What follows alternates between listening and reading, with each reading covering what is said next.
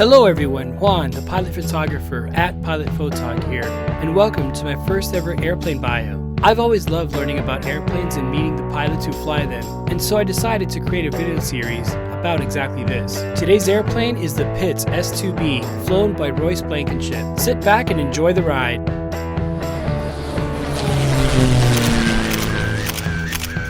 The Pitts S2B is a single-engine, two-seat aerobatic biplane that is designed to both compete in competitions as well as teach pilots aerobatics. The S2B is based on the original Pitts special design, which first flew in 1944 and retains many of its characteristics. The S2B was built by Aerotech and initially came equipped with a 260 horsepower Lycoming engine. While the S2B is out of production with 358 examples made, it is still supported today by Aviat aircraft. The S2B has a symmetrical airfoil wing, meaning it is designed to generate lift even while inverted, and is composed of wooden spars and ribs. The wings are covered in fabric with plenty of flying wires. The fuselage is steel tubular framed and is covered by fabric at the rear and metal forward. Fuel is 23 gallons usable for aerobatics, with an additional 5-gallon ferry tank located in the wing. This allows for a total fuel load of 28 gallons for long flights. When the ferry tank contains fuel, aerobatic maneuvers are not permitted. The specifications for the S2B are as follows.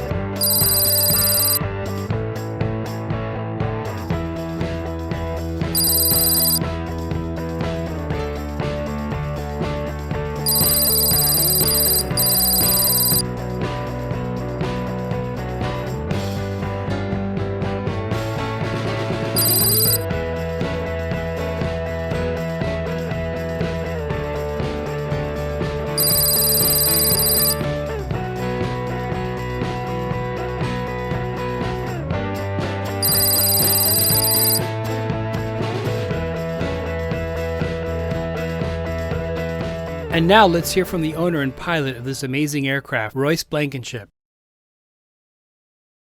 My airplane is a 1983 Pitts S2B that was rebuilt with, looking at the logbook entries, it says replaced wings, all components, and you can see in the logbook entry where they welded the frame in certain points for the fuselage and then rebuilt everything at that point in time. It got a Barrett engine and a Hartzell claw propeller, and a 6-into-1 Skydynamics exhaust.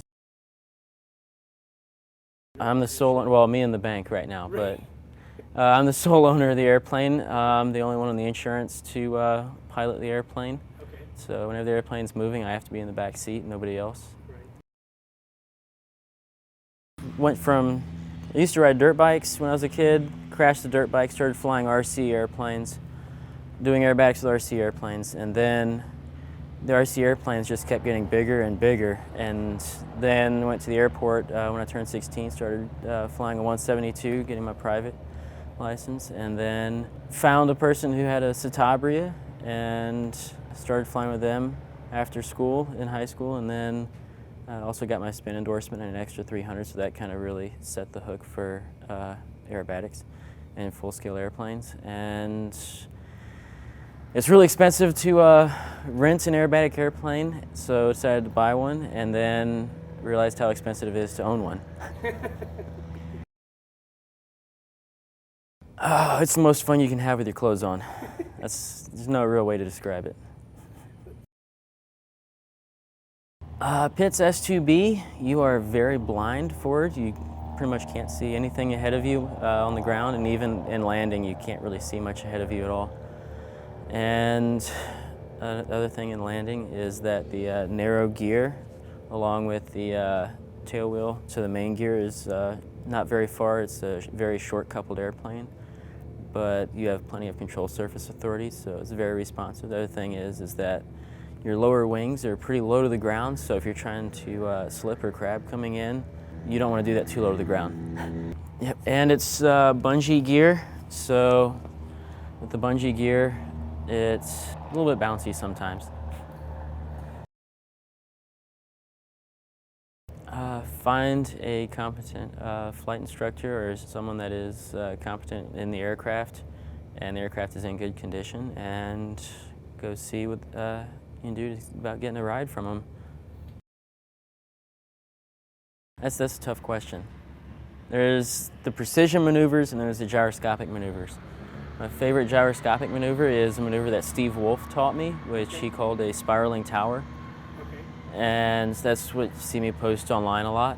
That's what people seem to know me for a little bit. My favorite precision maneuver is probably a slow roll or a vertical roll. Spiraling tower is, what I do in this airplane is get to 180 miles an hour. The airspeed indicator is in miles an hour in this aircraft. To 180 miles an hour, and then pull up to the vertical, set the vertical upline, and once you set the vertical upline, take the stick, go full right aileron, about a roll and a half, and then full right rudder and full forward stick with the right aileron at full throttle. And at that point, you kind of start just gyroscopic maneuver around the prop and going up. And it's really fun to do with smoke on. The other really fun maneuver with smoke is a tail slide, torque roll, tail slide back into the smoke.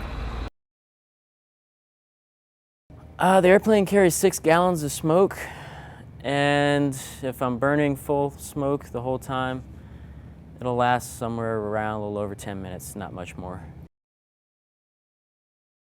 I usually run smoke oil 5 gallons at a time because I get it in 5-gallon increments, and 5 gallons is about $117 for 5 gallons, not including shipping. Yes, absolutely. That's why you don't see smoke in every video, because avgas is expensive, everybody complains, and then smoke oil is just ridiculous. Yeah, exactly. It looks great though. It does, it does.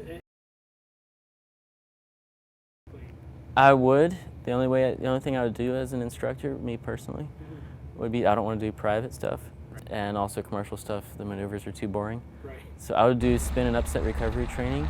There would be absolutely no tailwheel or checkouts in my airplane for S2B where there's anybody landing the airplane other than me. Right. My goals with this airplane, I would say, are to use this airplane to get to aerobatic competition level, and also eventually be able to start flying air shows. It is a level where it is cleaner than anything I have or live. All my money goes into making sure the airplane has a nice life. Right. I like that. I like that. Thanks for watching. If you enjoyed this video, please like and subscribe to see more. And if you have an idea for an airplane bio, leave a comment below. See you next time.